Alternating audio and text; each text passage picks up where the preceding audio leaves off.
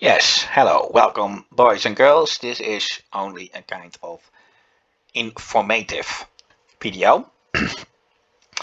As you know, aside from making silly game videos, I also do fantasy writing.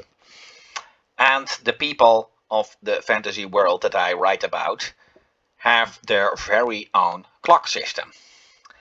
And this clock demonstrates how the time is measured on the world of Phantasar. The first thing you may notice is that the direction that the clock goes looks reversed from our clock, which I can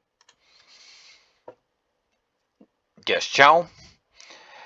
This is the result of Phantasar turning around its own axis the other way around from Earth. So where the sun rises in the east and sets in the west on Earth, on Phantasar it rises at the west and sets in the east, so the other way around. And this also caused me to think that the clock would be turning backwards from our point of view, since the way the pointers of the clock turn has been based on the old solar time systems, where the shadow would also go that same direction. Well, the next thing you may notice is 20 numbers on the clock. Those stands for vectas. 20 vecta equals 24 hours. So basically, when this little pointer reaches the 0, it's midnight, and when it reaches the 10, it is noon or midday. Then 1000 millos make 1 vecta. Here you see that digitally it's now 17 vectas and 240 millos on the clock. That is basically the way that the inhabitants of Phantasar would call it. Then you may see Donico 4 here. That is the date in on Phantasar.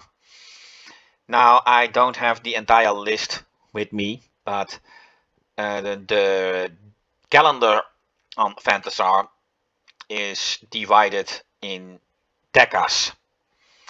Each deca has 10 days. Except for one deca, no more, no less. Only the last deca is 5 days, 6 days in a leap year. Now, this application will just use the same leap years as we use on Earth. However, on Earth it is once every 4 years a leap year. On Phantasar it's once every 5 years. Donico is the name of the deca, and 4 means that it is the 4th day of Donico in a non-leap year. That would equal to 8 December or December 8th. It just depends if you call it in the European style or the American style. Well, as you can see, this video was recorded on 2024 on a Sunday. The decas basically replace both the months and the weeks. So there are no weeks on Phantasar. When it comes to any days off, like the Sunday rest or the Sabbath or whatever your religion has, they have their equivalents, but that really differs per people. So I cannot really put a standard for that up yet now. And yes, they do first call the deca and then the day. And well, I haven't put a year into it, but that is because Phantasar is, according to many background stories of Phantasar, supposed to cease to exist before our solar system was even born. So that would really be hard to calculate. It just tries to calculate it on our date system.